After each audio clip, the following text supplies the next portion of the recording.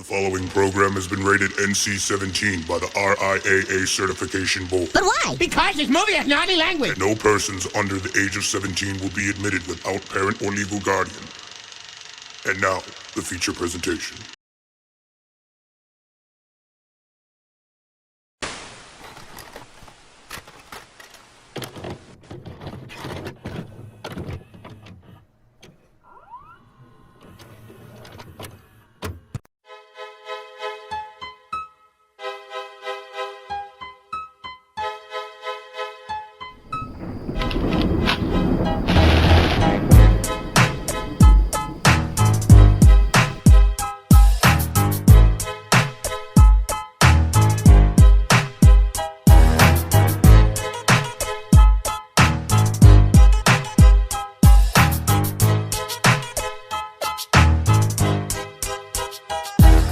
I'm sick of it, doing right, doing wrong. Parents pissed off every time I write a song. Smoke, crack, worship Satan, what the fuck is that? It's something funny, made for you to laugh at. You're destroying America with your rap. You're so full of shit I need to call hazmat. The only way I would ever apologize is if I had my face back.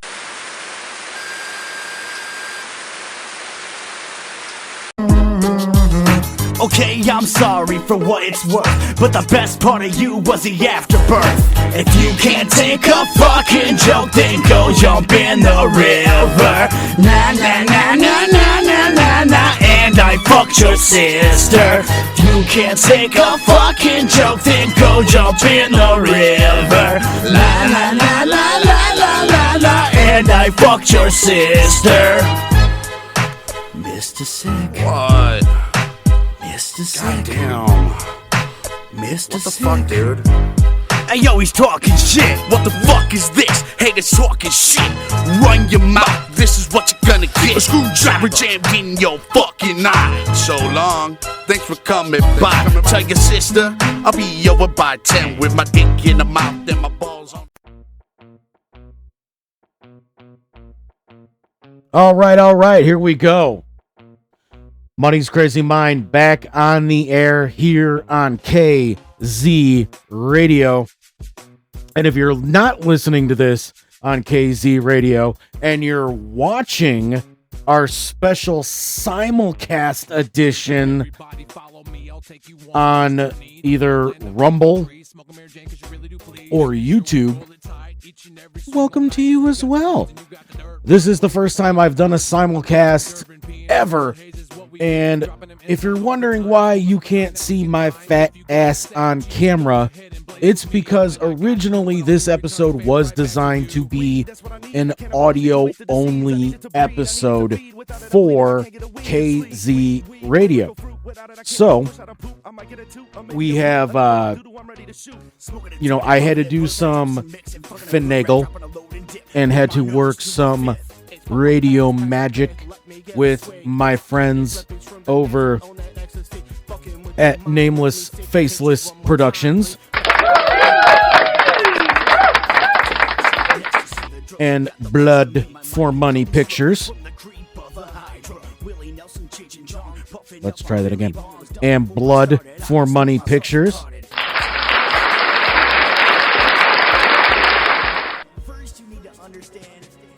To make this work for both styles of production that we're doing here, audio and video at the same time. I love it. You guys are so great. Thank you. But anyway, welcome into Money's Crazy Mind. If this is your first time ever joining the asylum, this is the podcast about everything and nothing all at the same time. I am Money's Crazy Mind, your host, and we're going to do this awesome because we're re-debuting here on KZ Radio. Lee, too hot to handle, too cold to hold. You call the Ghostbusters because they're in control. Motherfucking Money here with you on KZ Radio, on Rumble, and of course on the YouTube.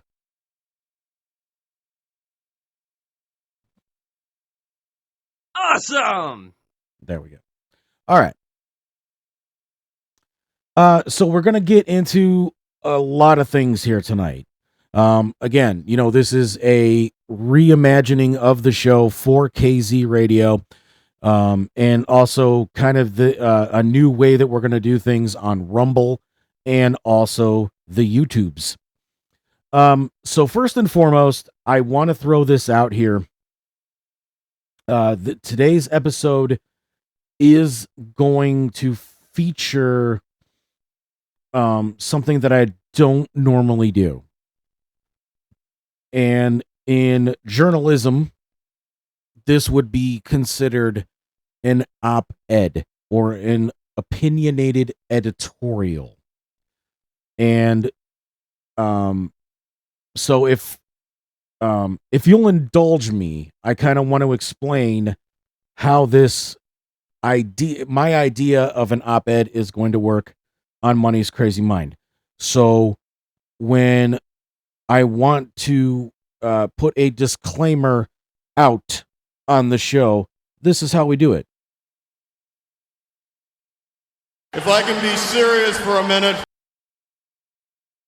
And so the topic that we're going to talk about, the main topic that we're going to talk about here on the show,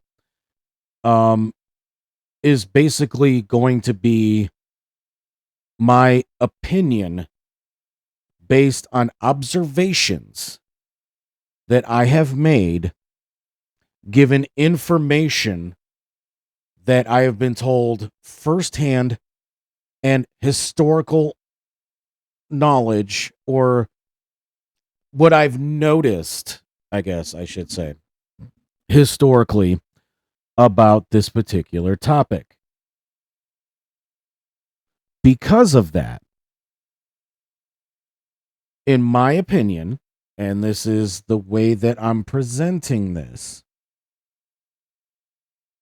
there was not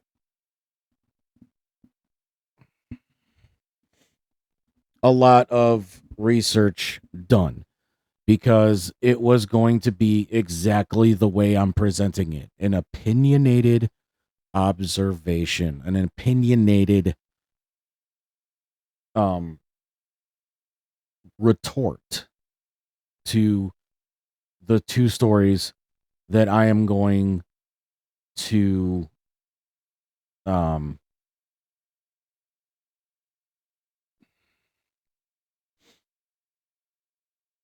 damn it, again, I had the word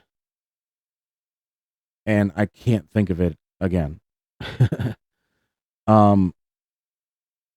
But basically the two stories that I'm going to summarize for you and just, say these are the topics that came up in a conversation that I had with multiple people that made me decide that I had to come out here and give my opinion and things that I am noticing about that topic.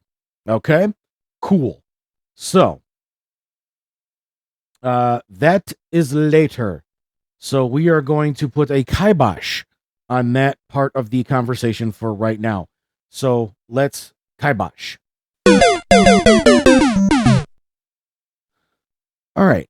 But first up, what I wanted to do before we get into the hot and heavy and the shit that I know is going to piss people off, and I'm okay with that. But let me just preface this as well. Like I said, this is a rebirth of this show. This is a new way that this show is going to be presented. It's a new way that we are going to move forward with this show. Now, moving forward, I will be on video I will be on camera. Let me put it that way. When I present these shows. However, they will be broadcast between the three platforms that I mentioned. When I am giving that op-ed later on in the show, as I stated, I am an adult. I am 40 years old.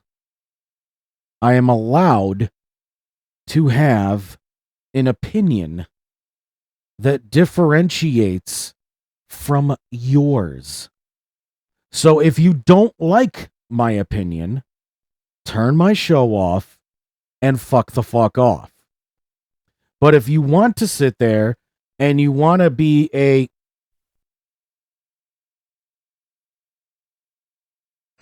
head about stuff, then you can go ahead and you can report me to Facebook, or you can not even Facebook, because I don't air on Facebook anymore because Facebook can suck a cock. But if you want to report me to YouTube, or you want to try to report me to KZ Radio, or you want to try to report me to Rumble, go right ahead. But I already know what's going to happen when you try.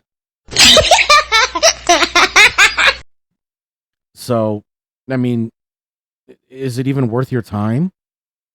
Is it worth your time to get all worked up and to just sit there and be like, ugh, to anything that I'm saying? Or, are you going to be a fucking Karen and continue to try to just be, to just sit there and go, I'm disgusted, but intrigued. What's wrong with me? Or, why would anyone allow this to happen? Or maybe, oh my God, how could he say that? Well, then guess what? Oh, Johnny, did you back the wrong horse? So, I mean, that's just the way things are. That's the way this show is going to be. I don't get politically correct for anybody. I don't tone down who I am for anybody. And I can honestly tell you that that's part of the reason why KZ Productions and I teamed up. Because KZ Productions saw what I was doing at the other place that I used to be at. I'm not going to mention their name anymore because that's the past. And we are in the future. And they said, bring that to us. We want all the smoke. We want all the fire. We want all of it. And you know what? To anybody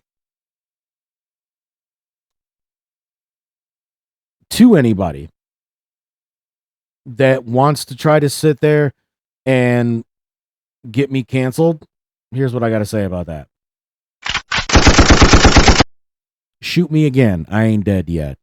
And even if you do try to get me canceled, I'll keep coming back and back and back and back. So that's why I'm on Rumble. Freedom of speech, no bullshit. But let's get out of that. We'll talk more about that part of the show when we get there later on. But for now, I did some homework for wrestling fans out there. So you can thank me later. But the wrestling world kind of got thrown for a tizzy last week. And it was announced, actually, it wasn't even that last week. It was this week. But it was announced 2 weeks ago that WWE was moving all of their premium live events from Peacock to the new ESPN Unlimited. And it was originally reported that this deal was going to start in 2026. A lot of people got upset because the price points between Peacock and ESPN are astronomically different. Where you can get Peacock Premium with ads for $10, which is about the same price that the original WWE network, which housed all the premium live events, or as they were still referred to back then, pay-per-views, was $10. And then in the United States, the WWE network went gone and everything moved to Peacock. The archives, everything moved to Peacock. And Peacock has had it for the last 5 years. That deal is coming to an end. And WWE had a choice. And the move that everybody thought that they were going to make, because this is the move that they made overseas, is to move the archive, the PLEs, and everything to Netflix. So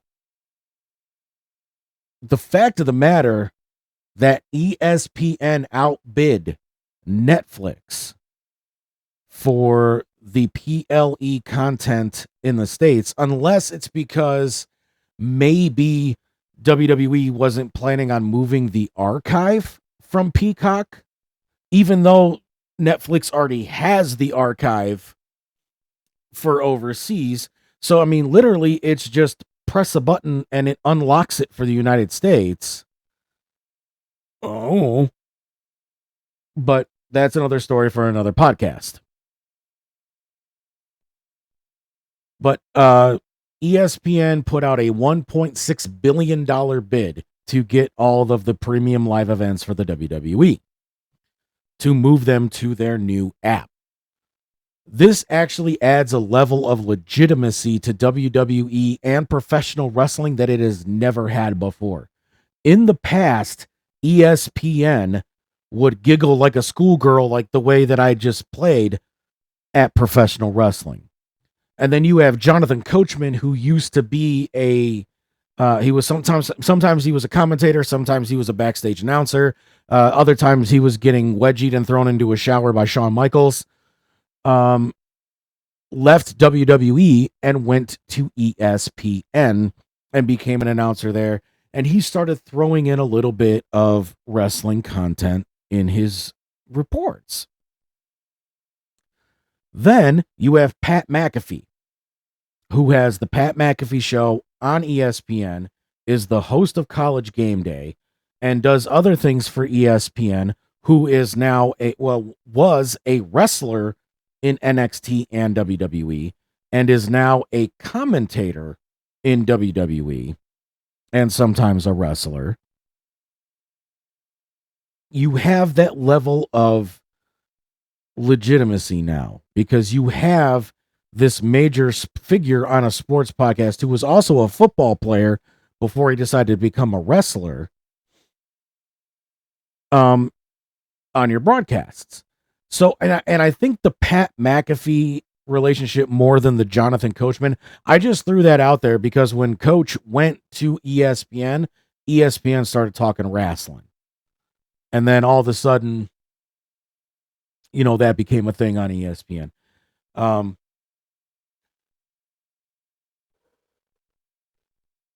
But with McAfee being there and McAfee jumping back and forth between the two, I think that definitely added a little bit to that relationship. And I'm sure McAfee had a little bit to do with getting the PLEs over there.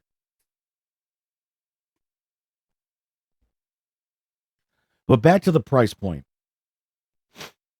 You have Peacock at $10 with ads, $12 without. Actually, I think they just raised it to $16. You have ESPN, one price point, $30. And a lot of fans were just like, what? You expect me to pay what to get the pay-per-views now? Excuse me, WWE, but what the fuck? So that was like thing number one. And then there's the question is the archive moving to ESPN? Then there was the question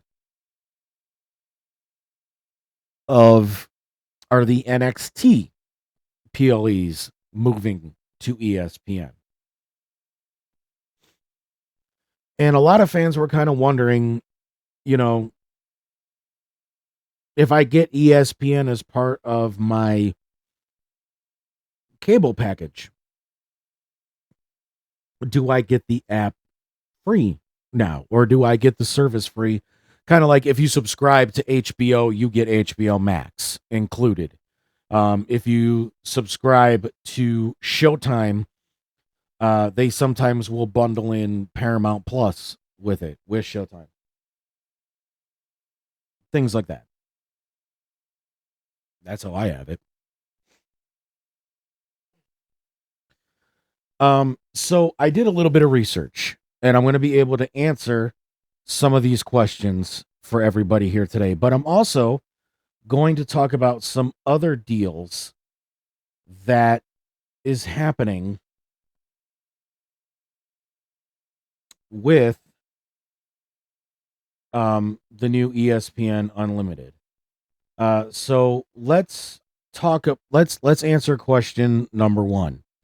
Is the Archive and NXT going to the ESPN app with the PLEs? No. As of right now, the final WWE PLE that is going to air on Peacock is Clash in Paris. However, NXT PLEs will continue to air on Peacock. As of right now, the Archive is staying on Peacock. Saturday night's main event is going to become a Peacock exclusive as of next year. So WWE is still trying to keep that relationship with Peacock alive and well. Originally, the PLEs weren't going to move to ESPN until first quarter 2026. Now, the PLEs are going to start September 20th with a brand new PLE called WrestlePalooza. And I think they're going to make this feel as big as like one of the big four. And if you're not really a wrestling fan, the big four are the Royal Rumble, WrestleMania, SummerSlam, and Survivor Series. And I think that they want WrestlePalooza, being that it's their first offering on ESPN, to have that feel. They want it to have that WrestleMania feel, that Survivor Series feel, that SummerSlam feel, so that, you know, they can show ESPN what they can do. They did it when Raw, excuse me, debuted on Netflix. That had a big show feel. Obviously, they do it with WrestleMania every year, you know. So anytime, especially in the Triple H era, which is what we're in right now, we're in the Paul Levesque era of WWE. We get these big grandiose things happening when something is new, or when they're trying to show a new audience what WWE can do. They always put this big feel on with these shows. So I'm expecting them to do the same with WrestlePalooza. Stupid name, and I know where they got it from, Paul Heyman. But it is what it is. You know, it's an old ECW pay-per-view name, and WWE owns the rights to ECW. So, you know, WrestlePalooza is part of their lexicon, and it's also part of their intellectual property. So they can do with it what they want, and they are. But the next question. If I have ESPN with my cable subscription, do I get ESPN Unlimited as part of my cable package? It depends on who is your provider. You can go to ESPN's website and it'll tell you who they have deals in place with. But I can tell you that the answer to that question, according to ESPN, is yes. Now, whether or not it's going to be just a simple straight, I pay for or I have ESPN, I get the app, or if it's something that they're going to offer as like a streaming deal, kind of like what Spectrum does, where they offer, Max, Peacock, Hulu, Disney. Now they offer Fox One and ESPN, and a bunch of other ones, with certain cable packages. So you have to look and see what cable packages include those apps. But I do know that definitely Spectrum is one. And I know they said that they're working with DirecTV. They're working with YouTube TV. They're working with Fubo. So they're working with a lot of these providers to make it included in packages. So check out ESPN.com and you can see who is including it in their packages. Is there a way to do the new ESPN app bundled with, let's say, Disney Plus and Hulu? Yes. You can bundle the new version of the ESPN app with Disney Plus and Hulu. And right now, if you sign up for the Disney bundle with the new ESPN Unlimited, it is $30. So for what you would just pay for ESPN, you get Disney Plus, Hulu, and the ESPN Unlimited. Now that is with ads. If you want it without ads, it's $35 for the first 12 months. And then it's going to go up from there. But that's a huge deal. You are getting 3 streaming apps for the price of one. And let's say you don't want Disney Plus. Let's say you say, fuck Disney Plus, and you just want ESPN and Hulu. You can do that. And because you bundle it, you can watch all your ESPN channels right on Hulu live. Or let's say you don't want Hulu, but you want ESPN and Disney Plus. Same deal. So you have options. You have options. And you can even do, like if you go to Hulu's website or you go to Disney's website, you can see some of the other deals that they have with other streaming apps. Like you can do ESPN and HBO Max. You can do, whatever they have there. Like you can look and see what other bundles that you can do. But there are definitely options to save a little bit of money on this new ESPN experience. So I don't want people to get upset, that there is this huge price change, because you have options. All you have to do is do what I did. Do homework. And because I already had the Disney trio where I had Hulu, ESPN Plus, and Disney, all I had to do was pay the $10 extra to add the ESPN Unlimited. So now I have ESPN Unlimited at that $30 price point. So I'm basically getting HBO, or not HBO, Disney Plus and Hulu for free. I'll take it. I'll take it. And especially once a deal between Spectrum and Cox happens, a lot of those offers that are exclusive to Spectrum customers are going to be available to Cox customers.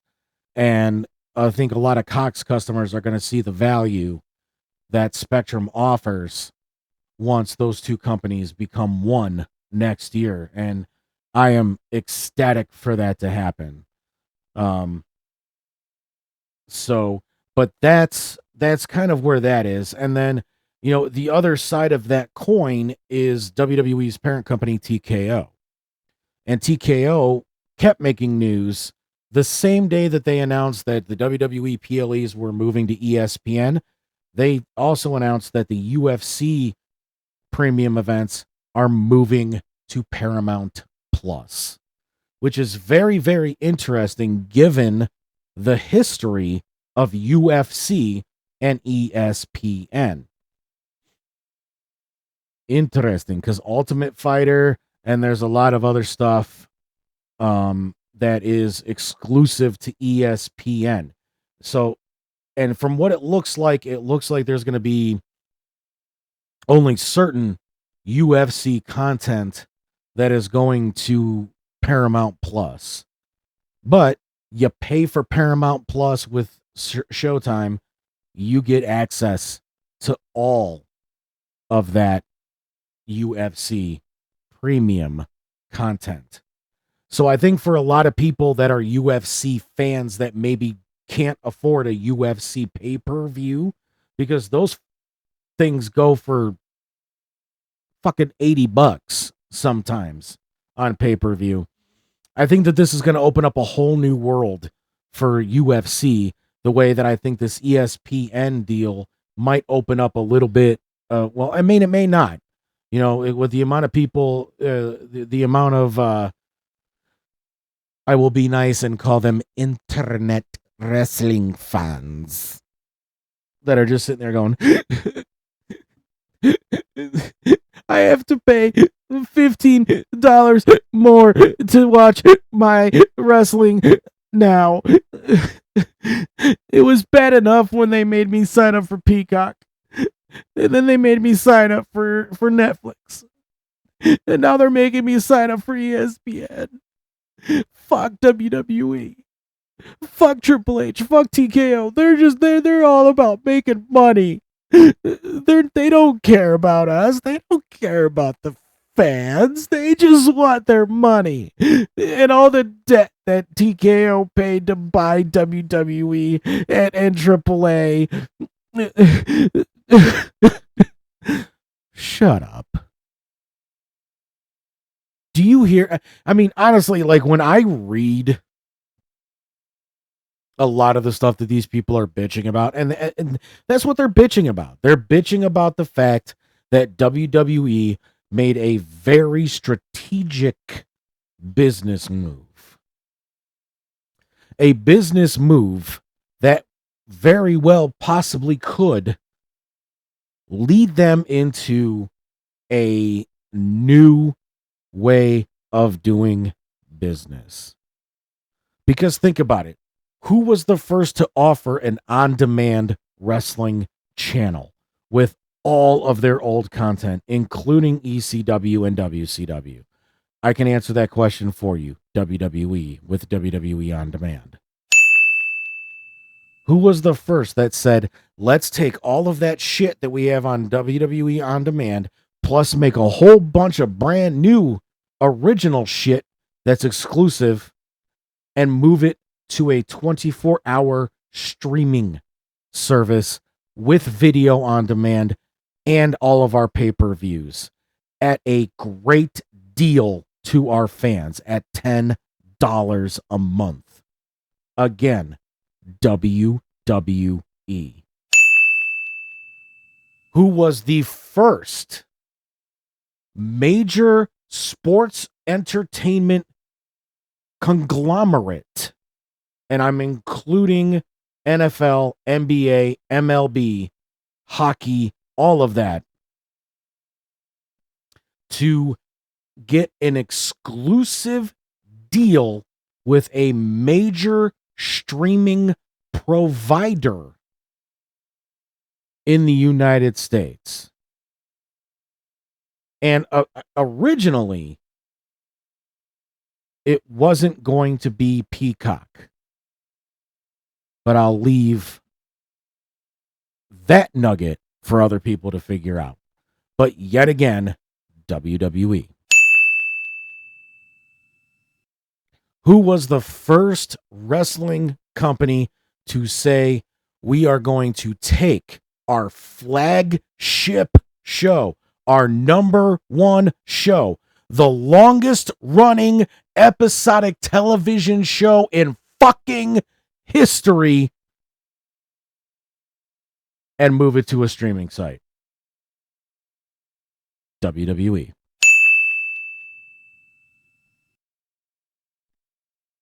They were also the first wrestling company to completely say, we don't want pay-per-view. We are going to give our fans access to those shows either via the WWE network when it first came out, Peacock, Netflix if it's overseas, and now ESPN. At no additional cost. It is included in the package.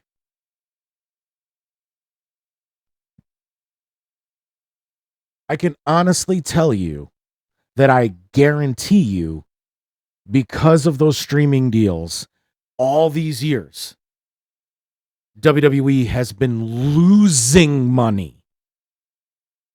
And before he got ousted for being a sexual deviant, Vince McMahon even admitted that. We lost money when we started the WWE network. We lost money when we moved the WWE network in the States to Peacock. They had to recoup that money with Riyadh, Saudi Arabia. That's part of the reason they got in bed with them. And then that's also part of the reason why they moved SmackDown to Fox to get that money from Fox.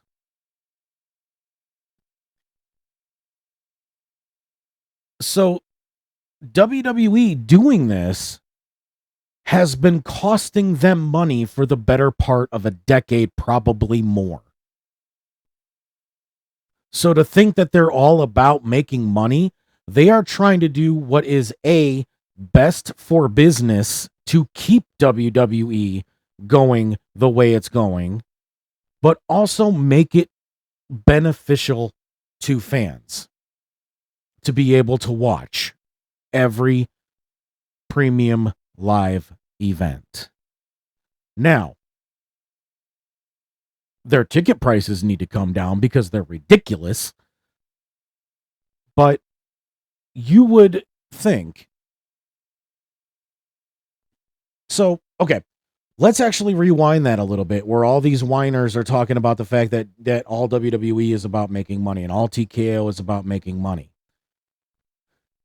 They just recently bought AAA, a Mexican wrestling company that has a very storied past. Every single premium live event that AAA has done since WWE purchased them has been given to fans for free in both English and Espanol on YouTube.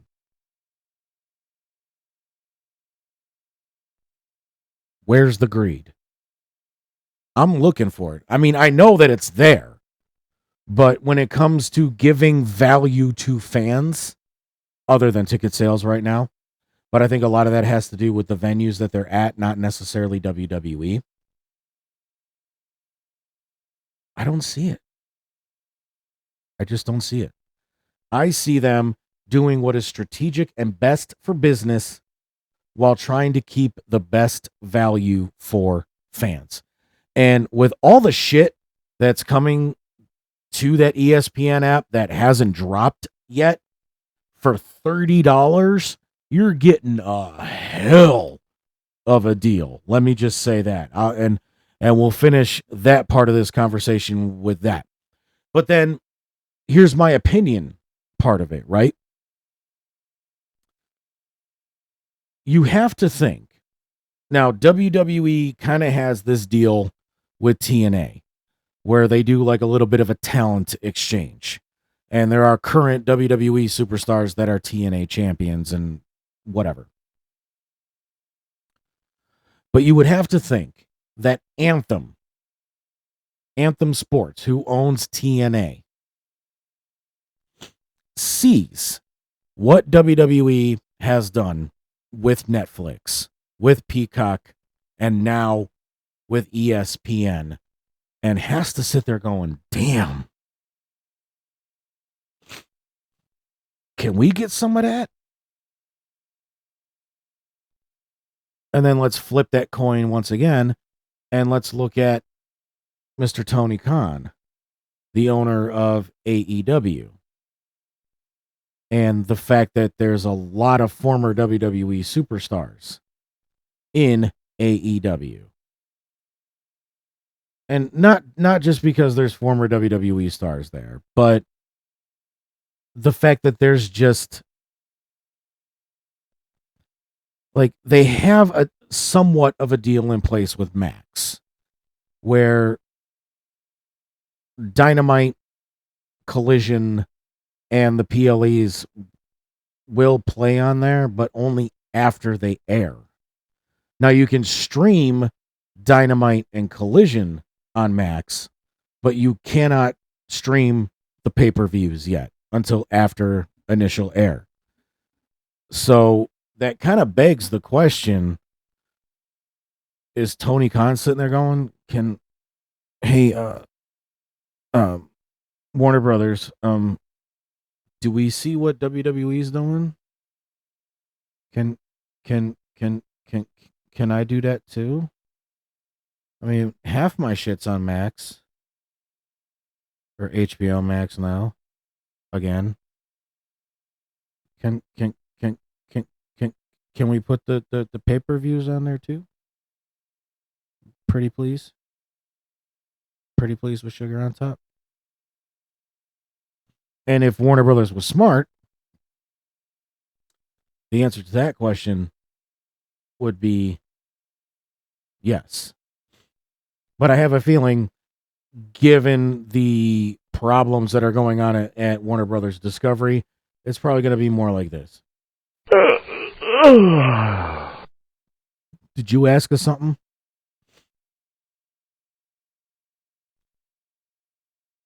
But that's just the nature of the beast, right? I mean, that's just the nature of what this business looks like right now. You have WWE doing all these things, but yet you have AEW and TNA, and even Ring of Honor is kind of doing what WWE does because they offer Honor Club, which is a streaming service just for Ring of Honor. But there is like one of the channels that is now being offered actually by DirecTV for free on their streaming app is supposed to be picking up Ring of Honor, but I have yet to see it on there because that's the whole reason why I even signed up for that free DirecTV package, was so I can start watching Ring of Honor again. God damn it.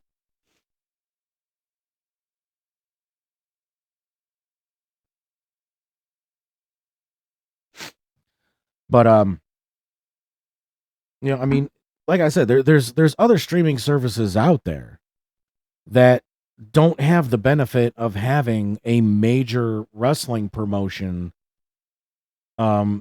streaming content on it. I mean, WWE's kind of doing stuff with Tubi too, with Evolve. But I mean, there's just there need I just think that TNA and I mean, and TNA has TNA Plus or TNA whatever they call their streaming thing.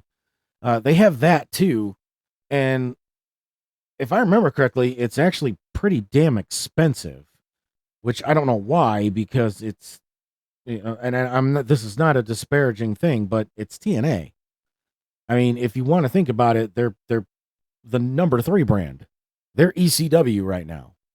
Yeah, they're getting that bump up from WWE, but I think more people are still watching AEW than they are TNA, and mainly because TNA is on a network that half the cable providers don't offer. I mean, let's be honest.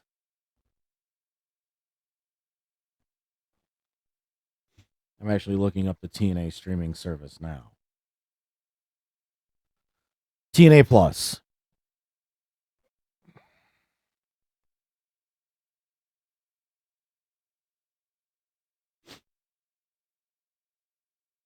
So let's see how much this bad boy costs. Select a plan. So they have monthly, they have different plans. It's $10 a month, which isn't bad. And that includes all exclusive live specials, Impact, Explosion on Fridays, full content library, and more. Or you can do it for $159, which includes all the pay-per-views, exclusive live specials, Impact, Explosion, and full content library. You can order just Bound for Glory on October 12th for $39.99. And I mean, you can watch for free, but who knows what you get with that. So let's select license. No, I'm not doing that. Okay, because I thought it would tell you what you get if you get the free, but you don't. But so you basically have to pay for the yearly package at $159 to get the pay-per-views, which is kind of stupid if you ask me. So come on, do better, TNA. You have a whole streaming service. Like, come on. I'm probably gonna order Bound for Glory though, to be honest with you, because Hardy's versus Dudley's last time ever in a table match for the TNA Tag Team Championships. Yeah, Daddy. Yeah.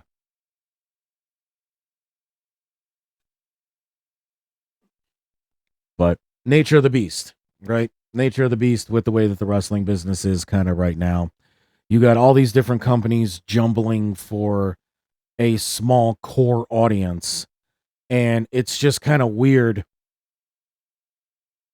how you, like, I don't even want to say 10 years ago. I want to say maybe 5 years ago.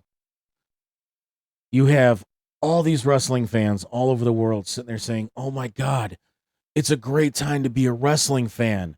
You have all these options out there. You can watch just about every wrestling company on the planet, and it doesn't cost you that much money to do it. You've got New Japan on Access. You've got TNA on Access. You've got AEW starting on TNT. You've got WWE on USA and Fox. Oh my God, this is amazing. It's a great time to be a wrestling fan. And if you subscribe to Fight, you can get pay-per-views for a bunch of other companies that nobody's ever fucking heard of.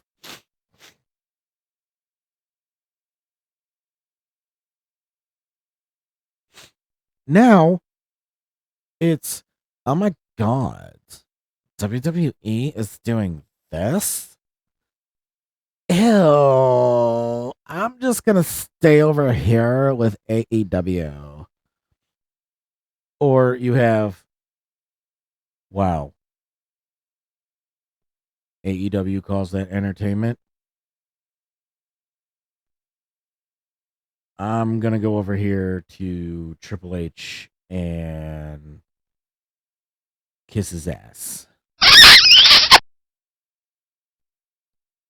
So that's like the atmosphere right now in professional wrestling, and in my opinion, it's stupid. Do I get to watch AEW every week? No, but when I do watch it, am I entertained? Yes. Do I watch WWE every week? Raw? Yes. SmackDown whenever I can. But I also don't have cable right now. So for me, trying to watch SmackDown is hard because and if I did have cable, it would probably get recorded and I watch it whenever I can, kind of thing, like I do with Raw. I can go back and watch Raw when I have the time, which is normally after I get off work at 8:00 or 8:30. So, I go back and start it from the beginning and after I eat and, just watch it through. So I'm normally only like an hour or so behind, but yeah, not having the USA network and not having the replays on Hulu anymore sucks. Because that was the main way that I watched SmackDown. But wow, we killed about an hour on that conversation, and I didn't even want to do that. Like, I thought that was going to be a quick thing to go through. But hey, again, this is it's an op-ed episode. So that's my opinion on things. And I really do think that it's time for TNA, AEW, Ring of Honor, and some of these other companies to definitely up their streaming game a little bit, because they are going, in the next few years, they are going to become extinct. They are going to become the dinosaurs of the wrestling business, the way WWE was just a few short years ago. So with that, we're going to go to break. And when we come back, discretion is advised. And if you don't like what I got to say, turn the show off. We'll be right back here on Money's Crazy Mind on KZ Radio, Rumble, and YouTube. If you're listening to this on KZ Radio, you're going to get a special treat during the break. If you're watching this on Rumble and YouTube, you're going to get something different. So we'll be back right here on Money's Crazy Mind.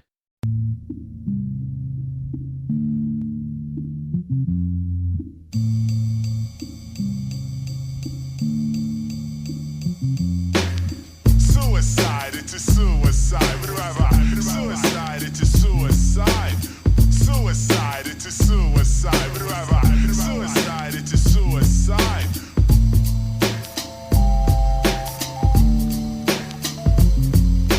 Homicide, suicide, it's all the same. How many times have I played this game? Held the knife tight to my throat. How many times have I wrote, fuck you, fuck me, there ain't no blame. Does anyone else feel the same?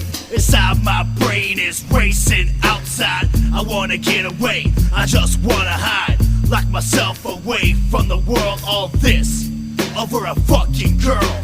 Said she'd love me, probably not. Now a mouthful of shotgun is all I got. Toe on the trigger, ready to blast. Tell the world you kiss my ass. Suicide, it's a suicide. Suicide, it's a suicide. Suicide, it's a suicide.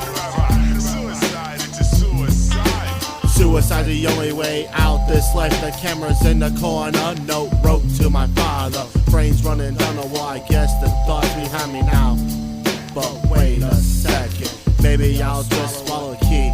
Put a bag on my head. Duct tape it on very tightly. Handcuff my hands behind my back. Lay back and let suicide take suffocation effect through suicide. Shotgun, pills. You decide which way you die. It's a game we all will play. Game over.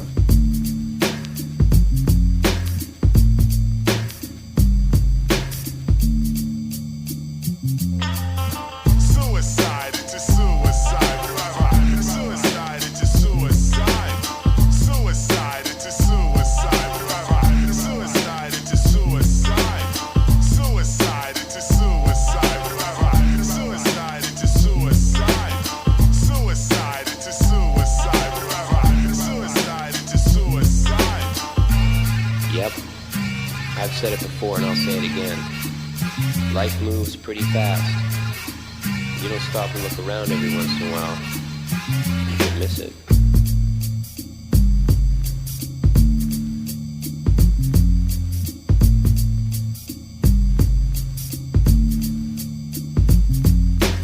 Fuck the world, I'm at the end of my rope. Another lost life without hope. I hate myself for what I put me through. I hate the world, bitch, and I hate you. So fuck it, I'm going out coked up. Try to stop me, bitch, get fucked up. Last day alive, going out quickly. When I die, I'm taking y'all with me. Shooting up the classroom halls, shooting up the bathroom stalls. Was it worth it? You decide. This is motherfucking part 2 to Columbine.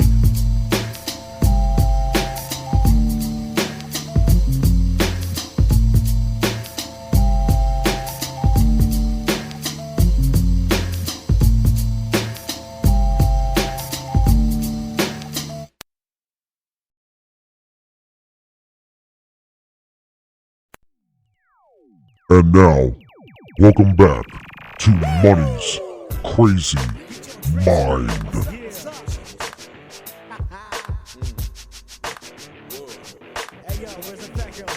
All right. Welcome back into the show, everybody.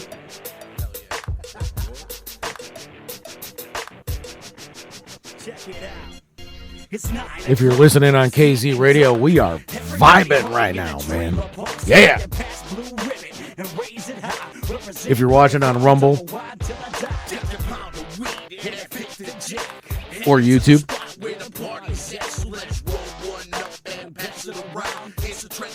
we're vibing over here too, but not to the same stuff. Gotta tell you, man, I think I might make this show sound so cool for radio that I might not even have to do video anymore because everybody's gonna want to listen on KZ Radio, man. At least that's the hope. Like that's the prayer for what I see for this show evolving, right? Like I kind of want this show to become a radio show. That was kind of always like the initial dream of Money's Crazy Mind, but I don't mind podcasting. I don't mind doing this.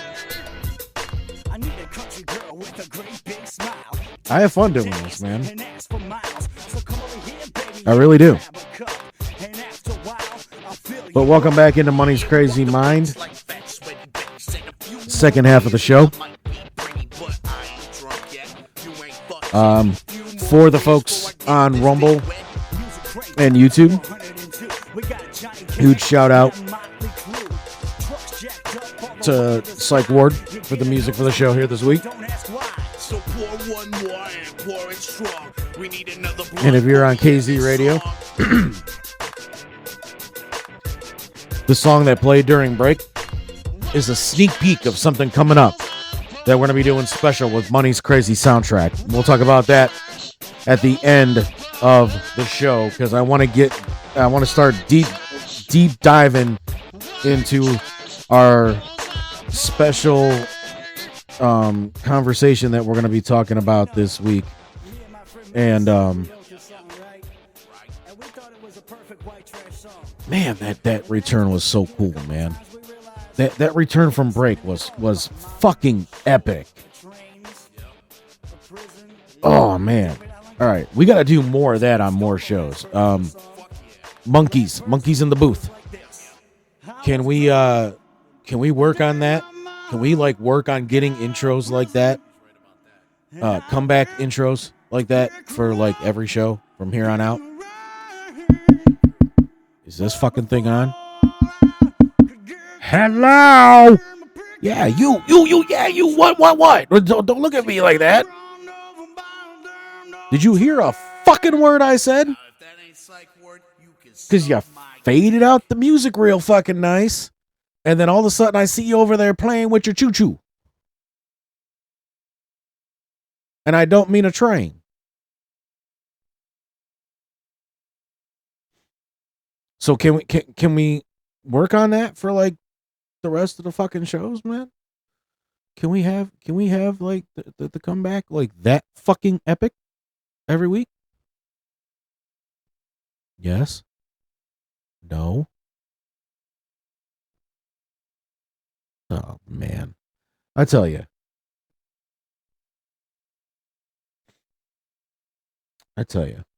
Good help is hard to find.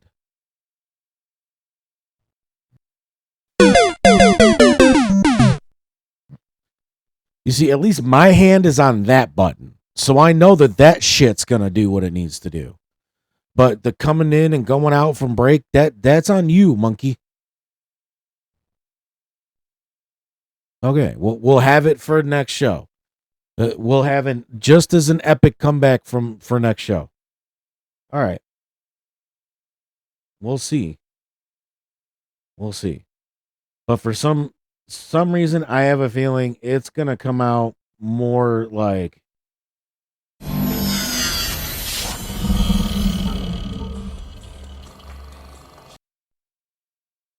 just in case you're wondering.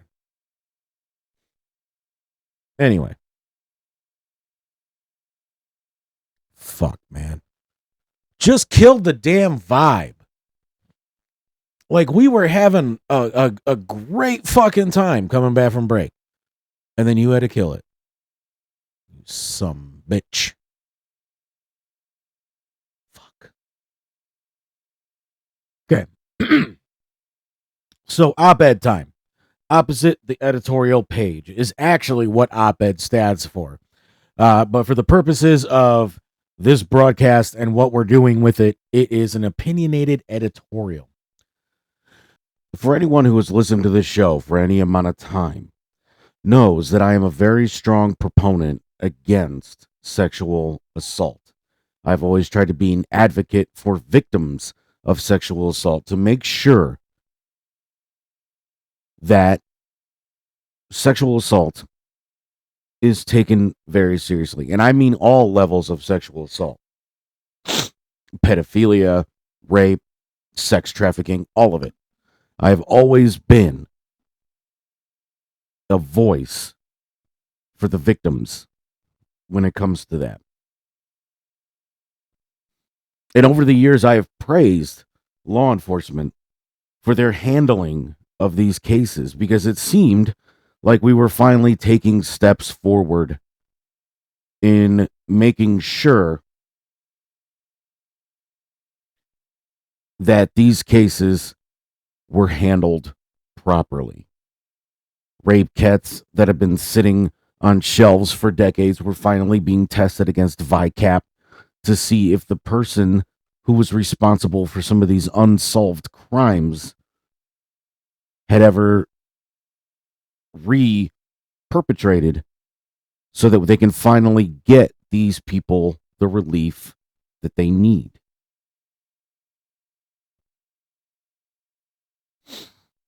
But over the past few years, it would seem that while we have taken 2 steps forward, we're starting to take 10 steps backwards yet again. And in a lot of cases,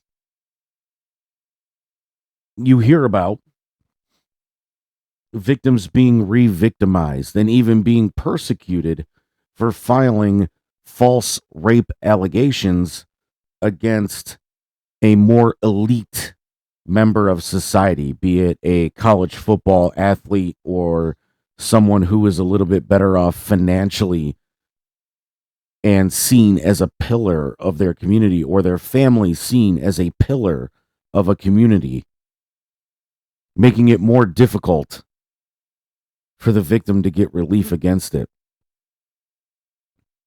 And even more archaic and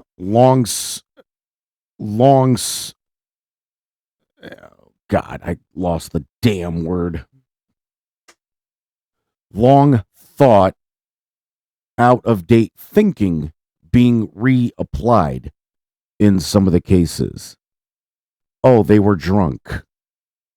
There was drug use. They were at a party.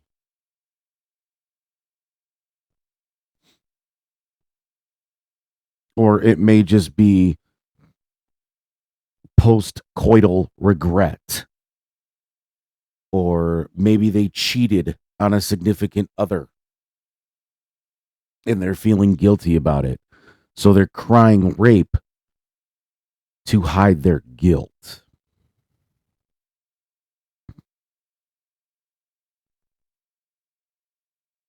Which is traumatic enough on a victim of sexual assault. But then to have those victims being re-victimized in the worst way and having charges brought against them for filing false police reports, misusing police resources in rape kits, so on and so forth. And then the victims going to prison for these crimes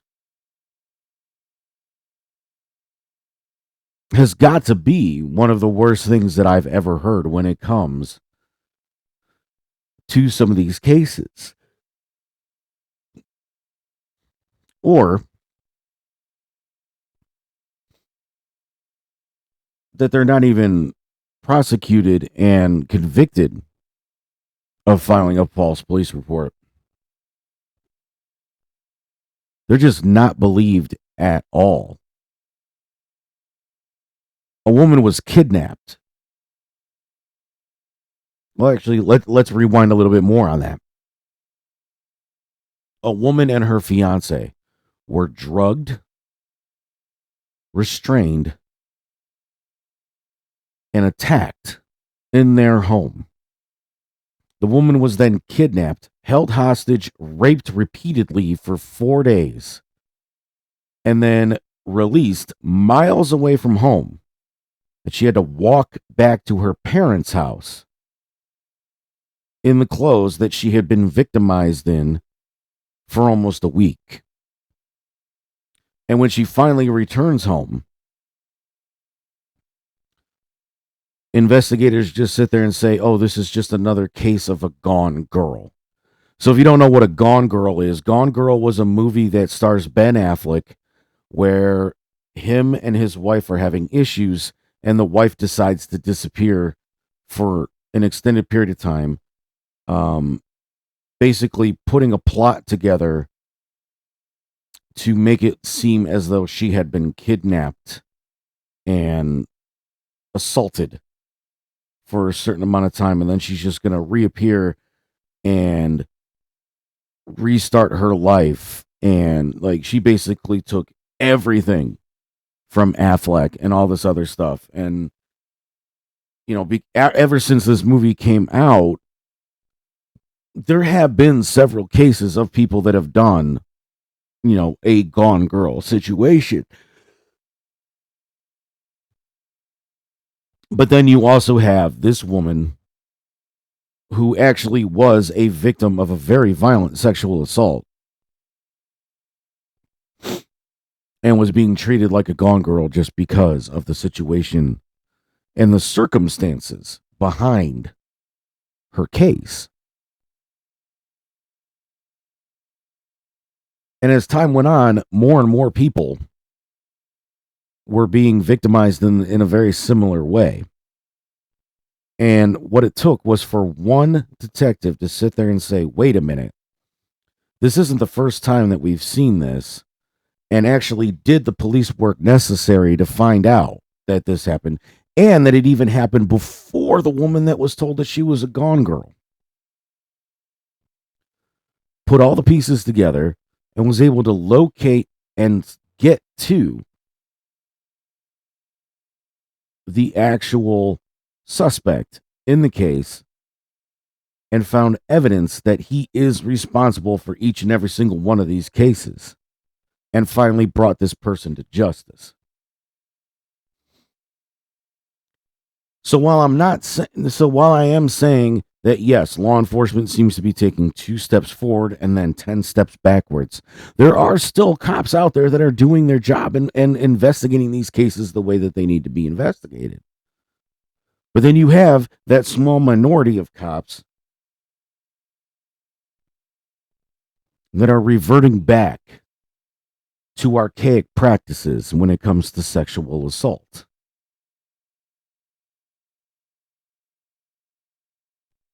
But then there's the flip side of the coin. And the flip side of the coin is this. I'm not talking about it from a standpoint of law enforcement. I'm talking about it from a standpoint of a different level of sexual assault.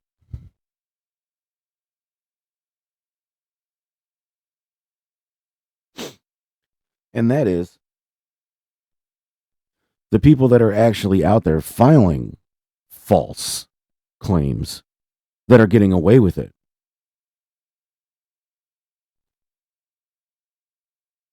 And what do I mean by that? Well, let's take an example of a case that happened kind of close to home. A man's ex fiance or ex-wife, ex-girlfriend, I don't remember exactly what connotation she had or what title she had been threatening her ex-significant other for a long time, that if he didn't take her back, she was going to actually file a false rape charge against him. Well, of course, he's not believing it. He's not answering her. He's got the text messages to prove that he's not answering her and all this other stuff. Voicemails, text messages, all of it proving that this is exactly what she's going to do. And it turns out that she actually did it. She went to the police. She filed the charges. Immediately arrested, charged with rape. And when he tried presenting the evidence that said, look, I have text messages, I have phone calls, I have this, I have that, proving that I did nothing wrong, they're just like, yeah, whatever, get in the cell. He is then convicted of rape. No rape kit done. Attorneys trying to say, hey, listen, we have evidence of the contrary. Doesn't get heard. And then he is convicted of first-degree rape and now has to register as a Tier 3 sex offender for the rest of his life. The worst of the worst. He was a college student trying to do the best he could for himself. He's never going to be allowed to go back to college. He's never going to be allowed to have a job that's going to be meaningful, where you don't have to say the words, would you like fries with that? And maybe not even that.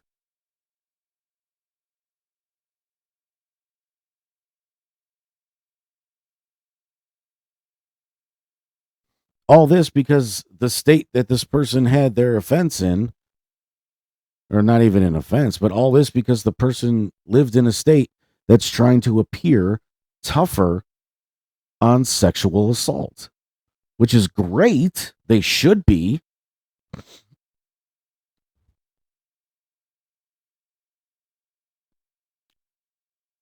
But they're doing it wrong.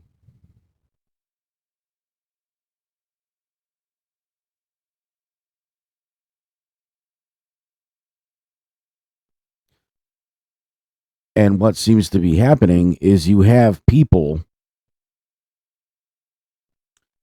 that are the worst of the worst when it comes to these cases. The ones that should be getting never-ending prison sentences, never-ending registries on the sex offender database. The dregs of society that are the ones that should be getting made the examples out of. Getting the minimum sentences and the least consequences following those sentences. And people that have either A, done nothing wrong, or B, are non-violent offenders. And I'll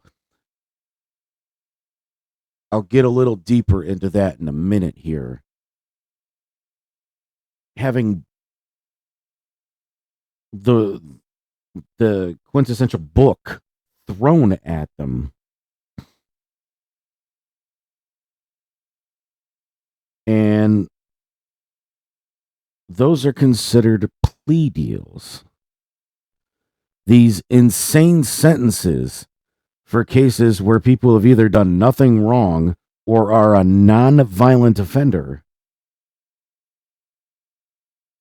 are having these insane sentences with these insane consequences following the sentences given to them. Meanwhile, you have offenders that have actually done despicable, horrible things to people, getting sentences that should be given to those that have done nothing wrong or have done something non-violent. So I've now used that term several times. So let me define that term in this opinionated statement that I'm making.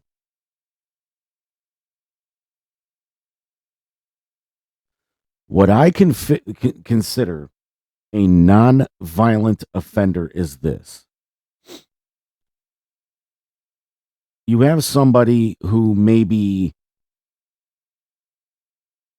is like the lowest person of the low when it comes to a case. Like maybe the creepy guy in the corner who watches kids at a park but never approaches them.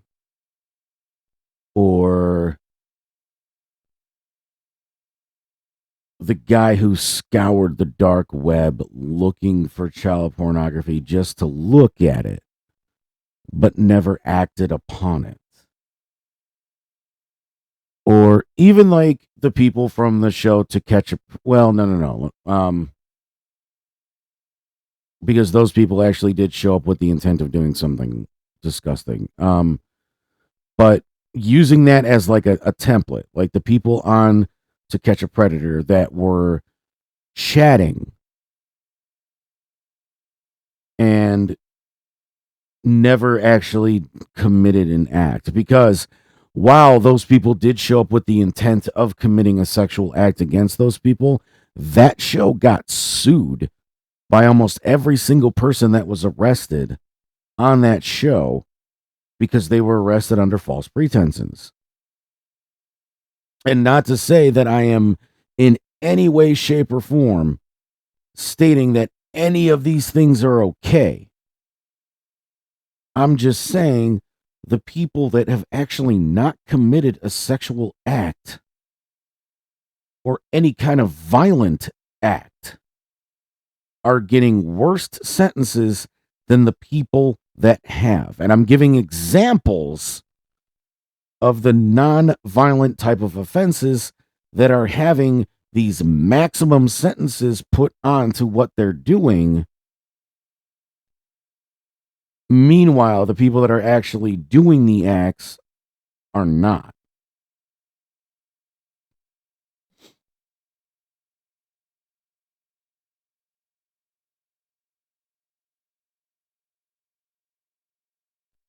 But let's say that you're a different kind of victim in this situation. Let's say that you accidentally became a pawn in a scheme like this. Again, we're going back to something that hits close to home.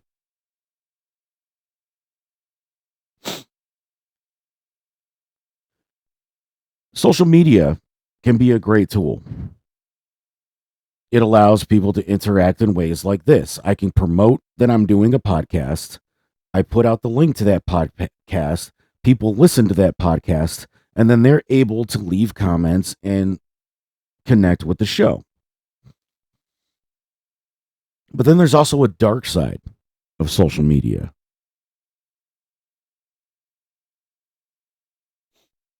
You're searching for a group of like-minded individuals.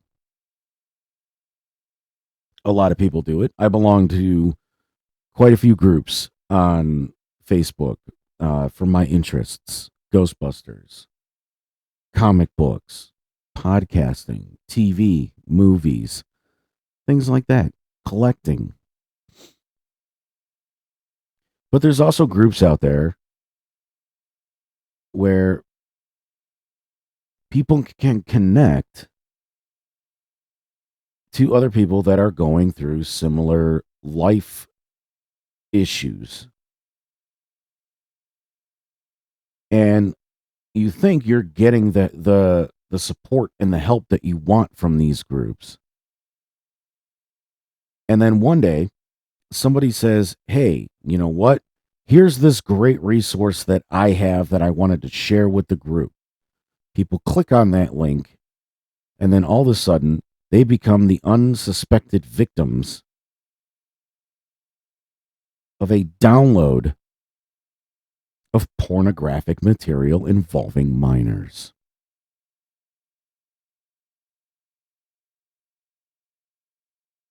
And of course, Cybercrimes Against Children investigates all of these claims especially if the images might be some that they're monitoring, which, hey, great. That's God's work. Thank you for doing that. But then they start tracking the IPs of the people that have these pictures. And they go and they investigate. And even if the person that may have become an unsuspecting victim of a essentially what I want to call dark web download, because that person clicked on this link thinking it was going to be a support mechanism for whatever they're for. And I mean, you would have to think that CCAC would know that, hey, this is a group for widowers, or this is a group for people trying to get support in weight loss, or this is a group for people trying to get support for depression, or this is a group of suicide survivors that are sharing their stories so that other people can know that, yes, there is light at the end of that tunnel, and it's not a freight train heading your way, if I can paraphrase Metallica.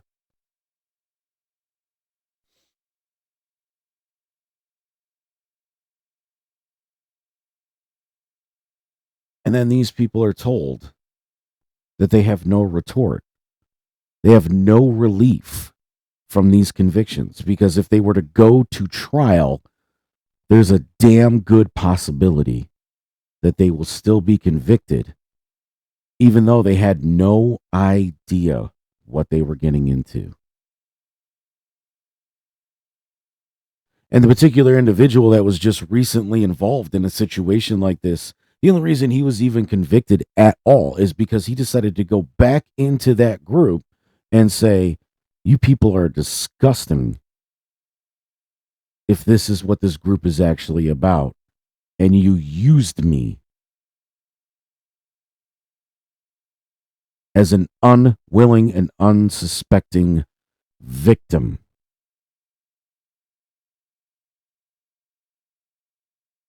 And then you have law enforcement during the investigation sitting there and saying, well, we don't even really want you.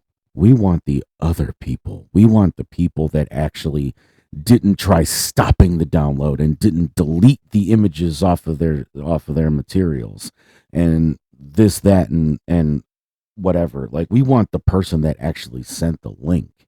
That's the people that we're after.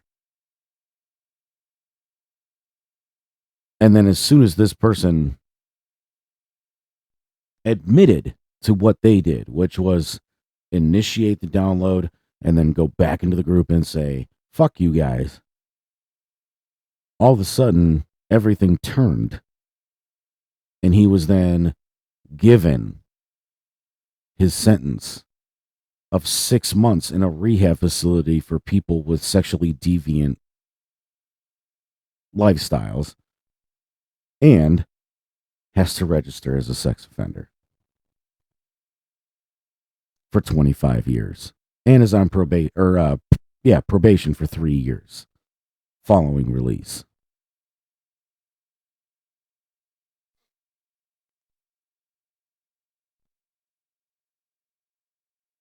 So what happened? What happened in recent years that have made these kinds of things happen? What happened to taking these kinds of cases more seriously? What happened to investigating these cases? It's great that you want to take them more seriously, but there also has to be a level of investigation done to make sure that a crime was actually committed. And that's on both ends of the spectrum. Either, okay, this woman reappeared after 4 days. So is it really a Gone Girl case, or did something actually happen? And again, no rape kits involved, nothing. It's just, she's another Gone Girl. Why waste our time? We know exactly what she did. She just got engaged to this guy, and she's getting cold feet and wanted to make sure that she's making the right choice. So now here she comes back days later, probably saw the movie Gone Girl and, made herself look disheveled and things like that. and blah blah yada yada. Went back to her parents' house instead of coming back to the boyfriend's house, and or you know, what's the name of that group? Can you go back to, can you just show us the name of the group so that we can go and get in there and do an investigation and see if this person does it again?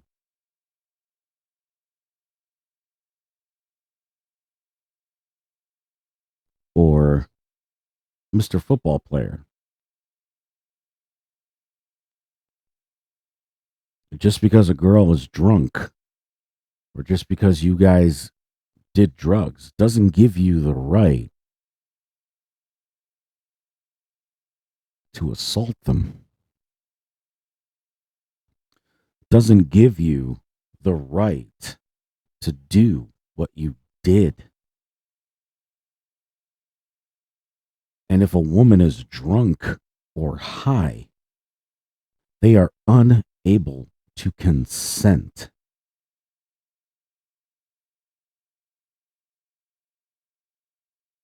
And even if they don't have enough evidence to convict, you're not going to turn around and sit there and say, well, you filed a false police report.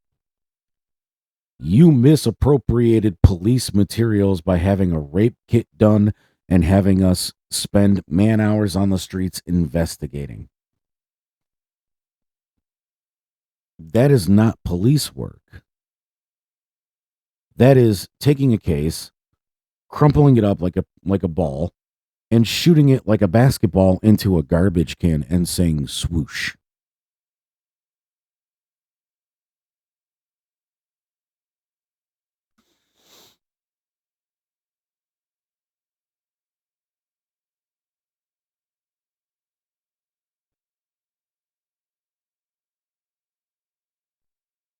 I don't like the fact that I have friends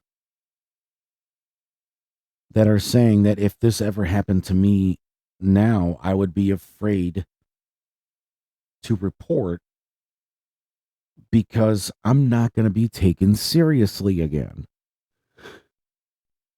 This should not be happening in 2025. Women should not be afraid to report that they are the victims of a sexual assault.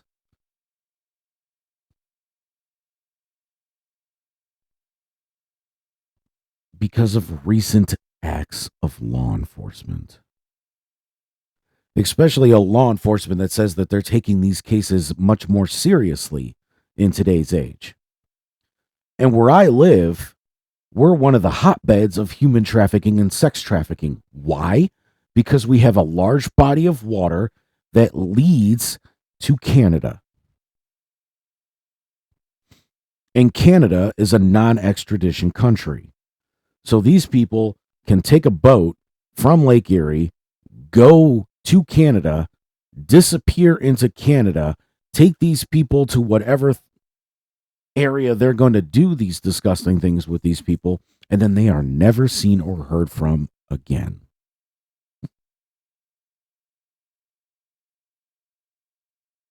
You see it all the time. People posting on social media.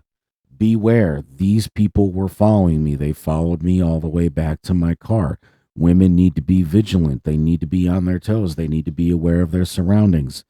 Get into your car quickly and immediately lock the doors. We should not have to live in a society like that.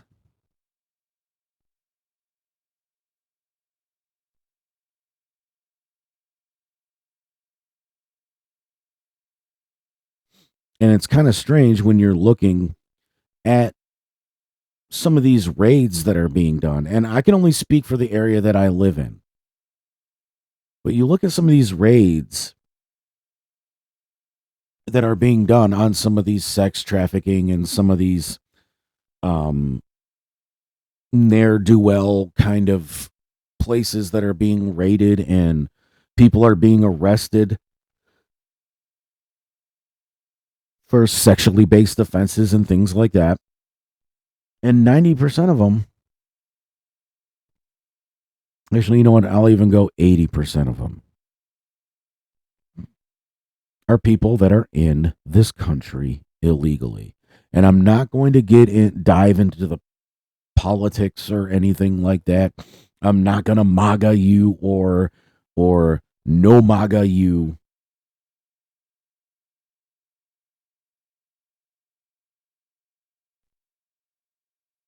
But when you hear that the people that are responsible for these businesses and responsible for these things that are happening are in the country undocumented, it kind of makes you wonder how many of the other offenders that are out there that are distributing child pornography and are distributing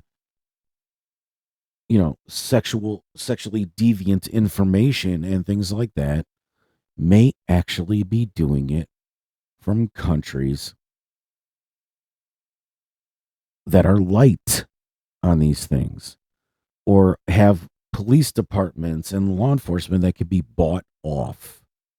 And I'm not saying that that can't be done here in the States. We've heard time and time again how police officers have been bought.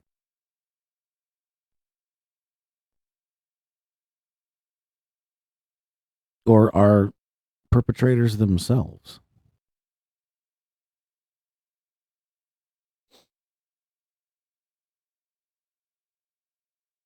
But the fact of the matter is that if you look at, and this is the final point that I'm going to make in this opinion, but if you look at the conviction rate of pedophilia cases in the United States, and mind you, there have not been updated numbers on the conviction rating between sexes since 2016.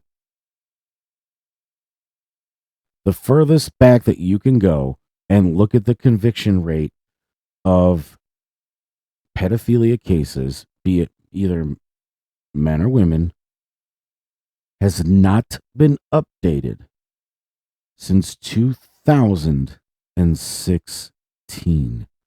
It is now 2025. Do the math on that to see how long it's been since that information has been able to be distributed to the public. And it's kind of crazy because when I hear of cases of sexual crimes against minors, the ones that seem to make the news the most are perpetrated by women. Teachers having sex with students. Whatever, that seems to be the most popular one. But, there are other instances of women being perpetrators of sexually deviant crimes against minors.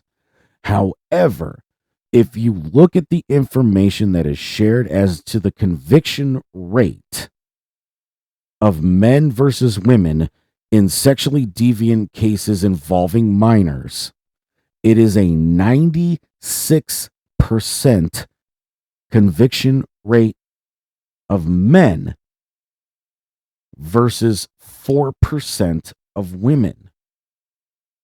But you always seem to hear about the female cases. And you also have to think about the fact that there could still be that stigma that's out there that says even though they are minors, that men and boys cannot be sexually assaulted because they are supposed to be physically stronger than women and have the ability to fight back. Which is a disgusting statistic if you think about it, because in how many of these cases where teachers are doing these things against their students have we heard that there is alcohol and other things involved? And if you think about a show like To Catch a Predator, what's the one thing, and for those that listened to the show on KZ Radio, the song that we played at the end of it, you hear actually Chris Hansen's voice, and he says, well, what did you bring? Oh, Absolute Citron, Funyuns, and condoms. That was always like the big thing at the end of To Catch a Predator. There was always some kind of alcohol or drugs involved. And I think that might be some of the allure for some of these kids that end up being groomed and then victimized by these adult offenders. Because those adults can get the things that the children want. Alcohol, drugs. But then there's also that factor of, and this again is kind of an archaic thought,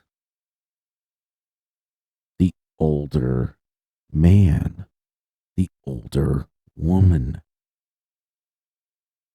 Or you can even look at Twisted Sister with Hot for Teacher.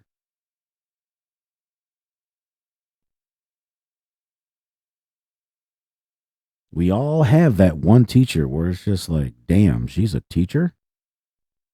Or in women's cases, damn, he's a teacher. But think about it. You don't hear very often about male teachers. You hear about male sports coaches, but never academia, never teachers. But there's always these movies where the female student is trying to seduce the male professor in college. Hell, the Pelican Brief. Right? I mean, even in Indiana Jones, you have some of that happening.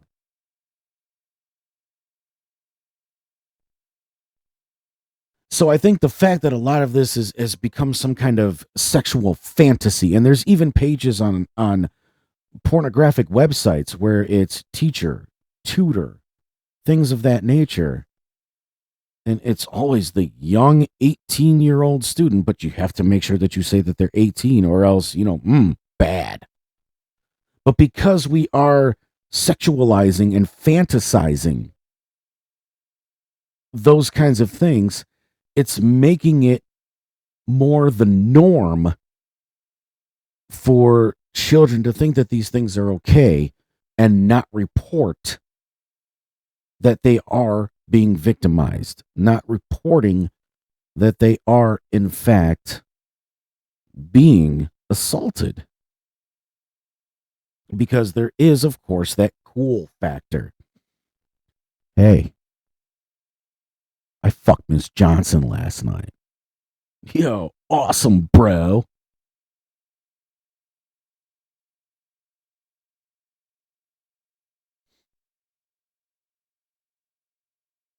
But then even those teachers are getting minimum sentences and not having to register as the worst of the worst when it comes to sexual offenders.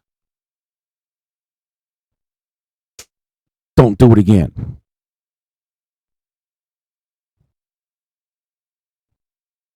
And you have the one teacher that even after they got out, they ended up getting together again, getting married, and having a big ass fucking family. And it's just like, well, wait a minute, dude. Like, do we not see what's wrong here?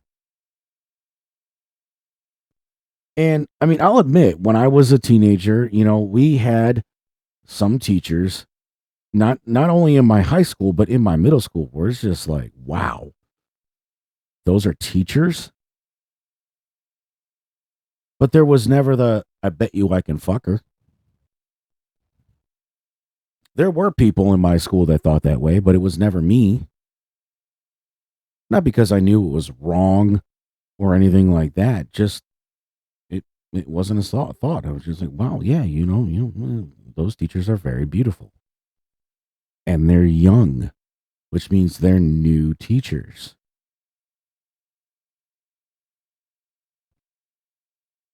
It definitely made you pay attention in those classes a little bit more because it's just like, yeah. Uh-huh. Thank you, beautiful lady. Thank you for teaching me that today. But I never thought, I wonder what kind of panties she wears.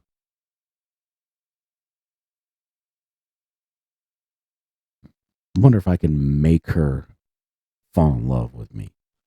Those thoughts never entered my head. And again, not because I thought I knew it was wrong or anything like that, but just they're a teacher. They're someone that's supposed to be respected. And maybe it just goes with age, but I don't know. But I mean, even when I was in school, these things were happening. Mary Kay Letourneau. You know, you hear about. I mean, these things have been going on for how long?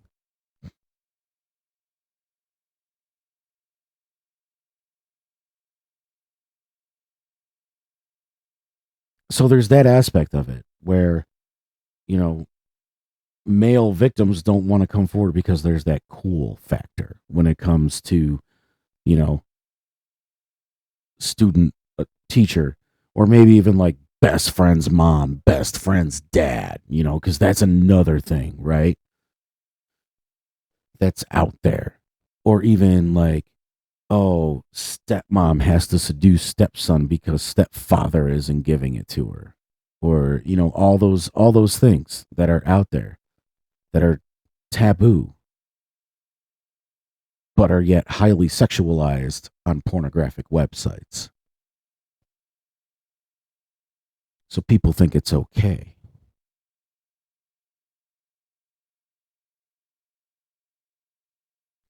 And then you have people that are out there that are saying, well, pedophilia shouldn't be a crime. It's a lifestyle choice. And let's change the laws so that pedophilia isn't a crime. It's a lifestyle choice. A lifestyle choice is, do I like men? Do I like women? Do I like people of the opposite sex that are of different races? Do I like people of the same sex that are other races? Am I comfortable in the skin that I'm in? Those are lifestyle choices.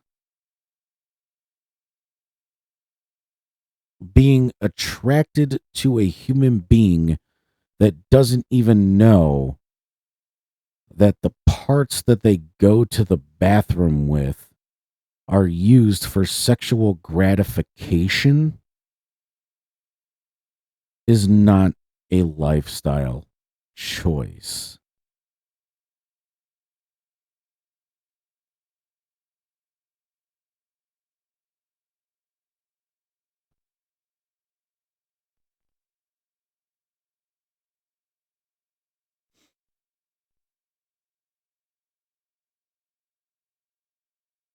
To put a final thought on this opinion that I have here. And if you disagree with anything that I'm saying, that's great. You're an adult, you're allowed to disagree. Like I said at the beginning of the show, I'm not going to sit there and attack people for telling me, "Hey, your opinion is flawed." Cool, great. That's your opinion.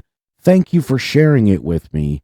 And if you want to enter counterpoints as to why you feel that my opinion is wrong, I will greatly look into your points. And if I feel that you have made a willing argument against what I'm saying, I will even sit there and present it on a future episode of the show. That has always been the way that I've been.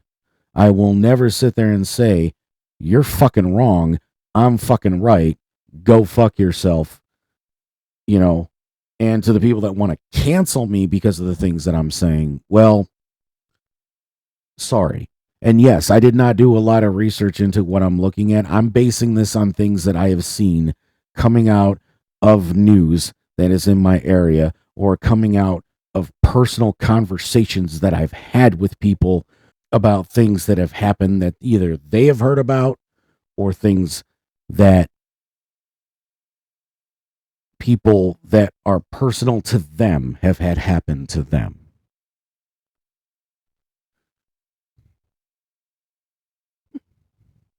So to wrap this up, because we're running out of time,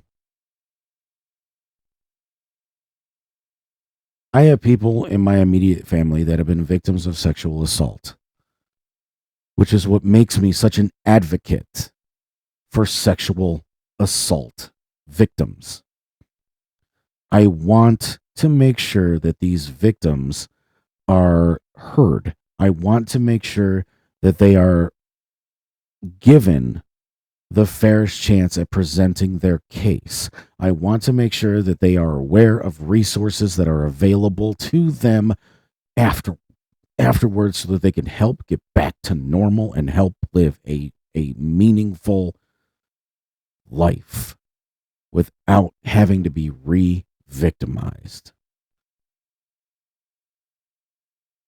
But then you also have to look at the opposite end of the spectrum. You can't just sit there and say every case where a woman gets kidnapped and then comes back 4 or 5 days later is a gone girl, that there was no crime committed.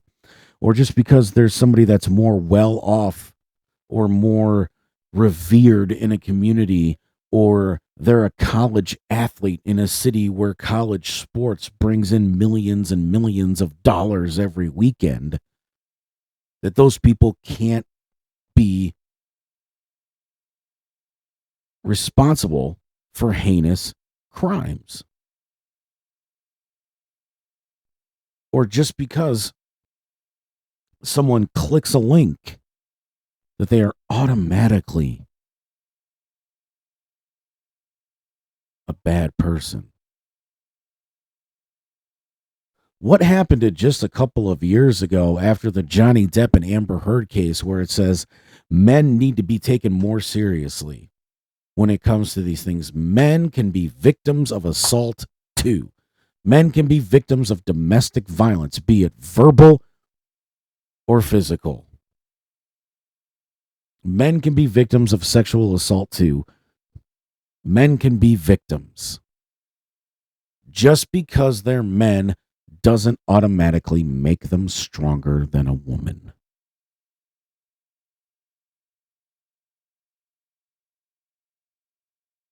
And I think that that's the thing that is getting forgotten the most, is that anyone can be a victim at any time. And just because they may look guilty doesn't make them guilty. Or just because their situation may not quack like a duck doesn't necessarily mean it's not a duck. I have a cat that doesn't meow. They squeak. Doesn't make them not a cat. I have a cat that every time he opens his mouth, no sound comes out. Doesn't mean he's not a cat.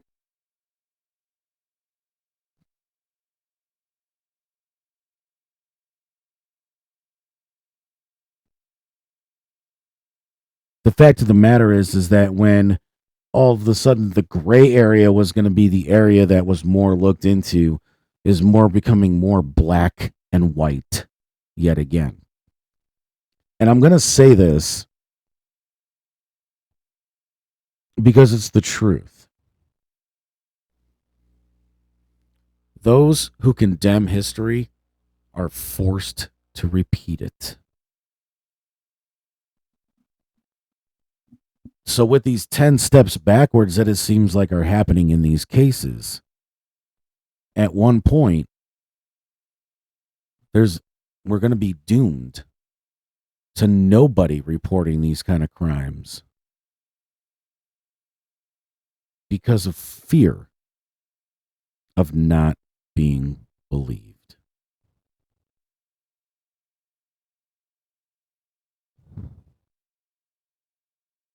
And maybe it's time to stop sexualizing certain things.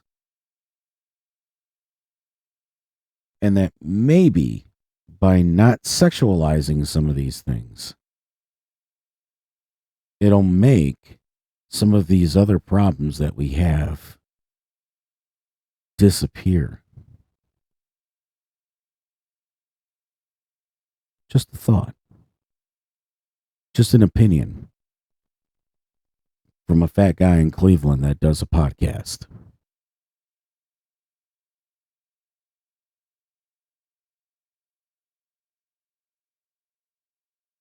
I'm going to leave you with those thoughts here this week.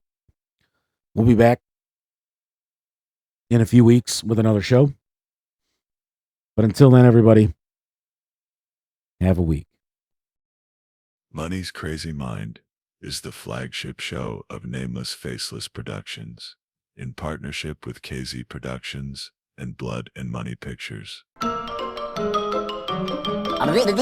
That's all, folks.